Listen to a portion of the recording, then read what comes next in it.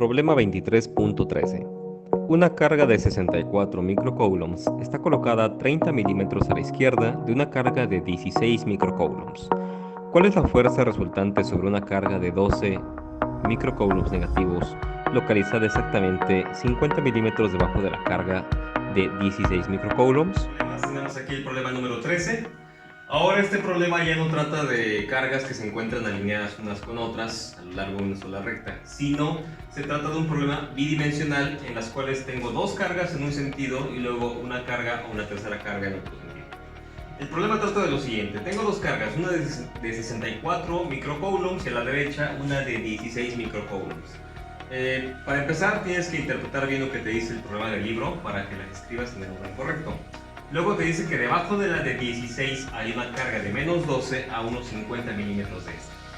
Bien, entonces primero lo que debo de hacer es intuitivamente saber qué es lo que va a estar pasando. Para empezar, yo sé que la interacción entre estas dos cargas va a generar una atracción de la de 12 hacia aquí arriba. Así que yo puedo escribir que tengo una fuerza F1 de este lado que va a ser ascendente. La interacción entre la carga de 12 y la de 16 también va a ser de atracción. Como está una encima de la otra, la fuerza de atracción va a ser completamente ascendente. ¿Bien? Ok. Una cosa. Necesitamos, por lo tanto, como dice la ley de Coulomb, el valor de la constante, las dos cargas y la distancia al cuadrado. De manera inicial, no tenemos la distancia que hay entre la de 64 y la de menos 12. Así que la calculamos. Eso es bastante fácil porque cuando nosotros unimos esta línea en rojo, lo que estamos formando es un triángulo rectángulo y sabemos todo acerca de triángulos rectángulos. En especial el valor de la hipotenusa o la distancia entre esas dos cargas. ¿Cómo se calcula esa distancia? Bueno, se calcula la hipotenusa como el valor de un cateto al cuadrado más otro cateto al cuadrado, se suman, se le saca raíz cuadrada y entonces obtenemos que la distancia es de 58.3 milímetros. Ahora, una vez teniendo este dato, podemos nosotros calcular tanto la fuerza 1 que hay entre estas dos cargas como la fuerza 2 que hay en estas dos. Empecemos. Aquí tenemos el cálculo para la fuerza F1 según la ley de Coulomb. Tenemos la constante, 9 por 10 a la 9, el valor de la carga de 64, aquí está. 10 a la menos 6 son los microcoulombs. Después tenemos menos 12 microcoulombs. Recuerda que micro es 10 a la menos 6. Y en la parte de abajo se encuentra la distancia al cuadrado. En este caso lo calculamos que eran 58.3 milímetros al cuadrado. Una vez que nosotros calculamos todo esto, 9 por 64 por el menos 12 entre 58, y de manera independiente calculamos 10 a la 9, 10 a la menos 6, 10 a la menos 6 y aquí voy a tener un 10 a la menos 6. Me va a salir un 2.033 por 10 a la 3. Esa va a ser la potencia correcta. Para no andar cargando tantos decimales y potencia, lo que hacemos con esta potencia que está aquí es hacer que le pegue este número y va a hacer que este punto decimal se recorra 1, 2 y 3 lugares. Es decir, cuando yo introduzco este 10 a la 3, lo que voy a obtener es este menos 2033. El signo es negativo porque las cargas son de diferente signo, entonces aquí estamos multiplicando un negativo, aquí está, lo cual indica que es una fuerza de atracción. Este es el valor de la fuerza. Sin embargo, necesito saber cuáles son las componentes de esa fuerza, es decir, cuál es la componente X y la componente Y. ¿Por qué? Si tú te das cuenta, la fuerza F1 es un vector que se encuentra inclinado, es decir, no se encuentra ni completamente horizontal ni completamente vertical, lo que me da a entender que tiene dos componentes, una en X y otra en Y. Estoy poniendo este mismo vector en la parte de aquí abajo, esta flechita de acá es esta de aquí, y voy a sacar su descomposición en componentes X y Y. Aquí ya estoy marcando una flechita horizontal, que es la componente F1X, y una flechita vertical, que es la componente F1Y. Lo único que necesito es conocer el valor de esta flecha en rojo, o este vector rojo, que es precisamente este valor, menos 2033. Y también necesito uno de los dos ángulos, este ángulo de acá. Este ángulo de acá, si tú te fijas, corresponde justamente a este ángulo que está aquí. ¿De qué valor es ese? Bueno, es muy sencillo porque otra vez, como es un triángulo rectángulo y conozco el valor de los catetos y de la hipotenusa, puedo utilizar una identidad trigonométrica. La identidad es que la tangente, bueno, no una identidad, sino un concepto de trigonometría, La tangente es igual al cateto opuesto, la tangente del ángulo es igual al cateto opuesto sobre el cateto adyacente. El cateto opuesto a este ángulo es el de 30 y el cateto adyacente es el de 50. Entonces, cuando yo tomo la tangente inversa de este cociente, voy a obtener el valor del ángulo, y aquí está. Tangente inversa del cateto opuesto, 30, cateto adyacente, 50, y me da 31 grados. Así que este ángulo que está acá es un ángulo de 31 grados, es el que voy a estar utilizando. Ahora bien, la componente X dijimos que era esta. Este es el cateto opuesto al ángulo de 31 porque está completamente enfrente. Y para el cateto opuesto utilizo la función seno. Obviamente, cuando yo calcule la fuerza en Y, que está vertical, que es el cateto adyacente, le va a corresponder la función coseno. Y voy a hacer los cálculos. La hipotenusa, o este valor que tenía yo acá, menos 2033, por el seno de 31, me da menos 1047 newtons. Y la fuerza en Y son los menos 2033 newtons, por coseno de 31 son menos 1742.6. Numéricamente, esto es correcto. Sin embargo, el siguiente paso tiene que ver con escribir el vector de fuerza de esta interacción. Aquí es donde tengo que tener cuidado. ¿Por qué razón? Porque si te das cuenta, estas dos cantidades son negativas. Sin embargo, viendo la forma en que es la interacción, que es un vector que si te das cuenta va para arriba y para la izquierda, pues ahí tengo que modificar los signos.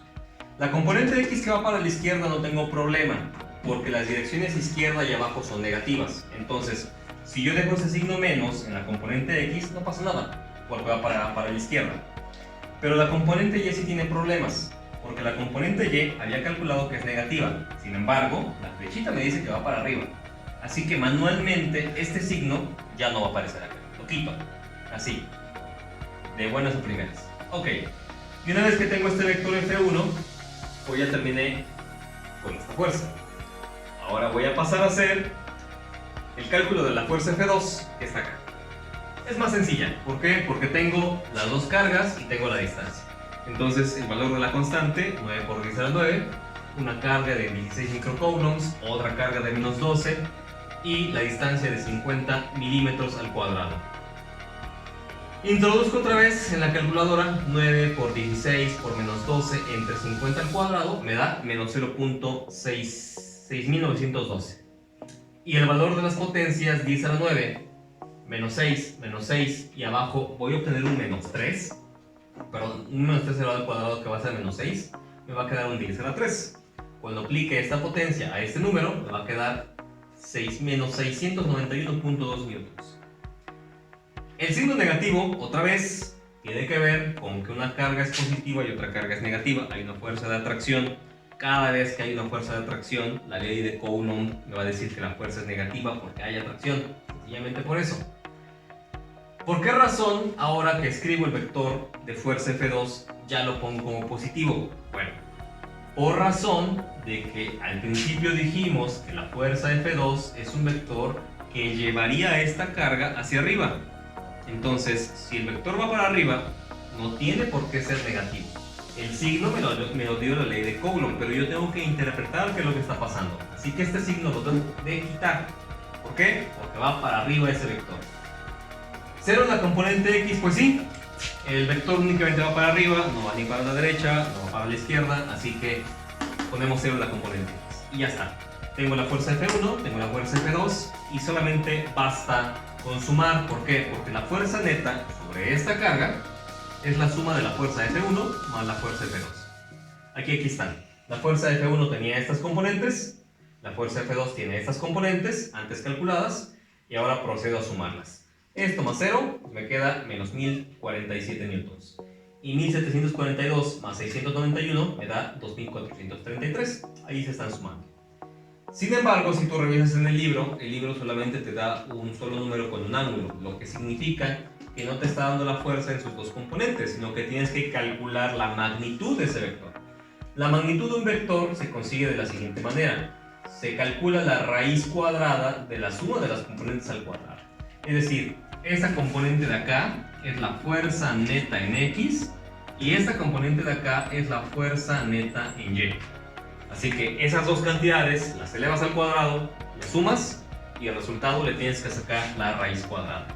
Hicimos eso y nos da un total de 2649.45. El libro dice que son 2650, el libro muchas veces redondea. O pues nosotros, si tú te das cuenta, en los cálculos de senos y cosenos pues cortamos muchos dígitos, pero aproximadamente esto es correcto, ¿sale? Entonces no te preocupes, aquí el resultado es correcto, 2649, 2650, no se despega mucho un valor del otro. ¿Qué pasa con la dirección? Bueno, la dirección, si tú recuerdas, se consigue empleando la tangente inversa, el cateto, bueno, de la componente en Y, es esta, y entre la componente X, que es esta, menos 1047. Se hace la división, se aplica en la calculadora la tangente inversa de esa operación y te va a dar un resultado diferente al libro. El resultado de la calculadora es de menos 66.72 y el libro te dice que es de 113. ¿Por qué razón? Bueno, la calculadora no lo sabe, pero tú sí. Observa qué está pasando acá. Las dos fuerzas te están mandando una para la izquierda y para arriba y la otra te está viendo para arriba. Así que de algún modo la componente resultante va a andar como por acá. ¿Ok? Y bien, si yo vuelvo a trazar este vector en un plano cartesiano, voy a trasladar ese vector en verde aquí. Ahí está. Le quito toda la paja. ¿Qué ángulo se está formando? Bueno, según esto, menos 66. Lo que yo tengo que tomar en cuenta es que está midiendo ese ángulo en un sentido contrario. Los ángulos siempre se van a medir en ese sentido, con tu mano derecha cerrándose o en el sentido contrario en las manecillas del reloj. Es lo mismo. Cuando yo los mido en el sentido contrario, van a llevar un signo menos. De manera que partiendo del eje X negativo, si cuento hacia acá, tengo precisamente esos menos 66 y pico grados.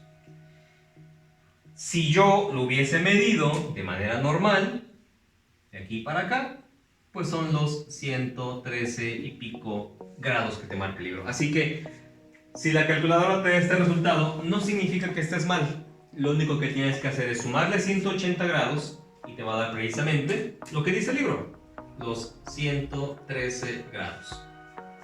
Y ya está. Entonces, acabamos de calcular para dos cargas que inciden sobre una tercera, tanto la magnitud de la fuerza, que es esto, como su dirección, que es esta. Y se acabó. Bueno, pues saludos desde el fin del mundo, ya saben, la tierra de la Jamaica y del encojucado. Saludos especiales a mis fans, mi equipo de colaboración, al Mochis, a la Martina, al Giro y un especial abrazo, amigo Topo. Te amo Topo. Saludos a todos. Adiós, niños. Hasta luego. Adiós. Chao.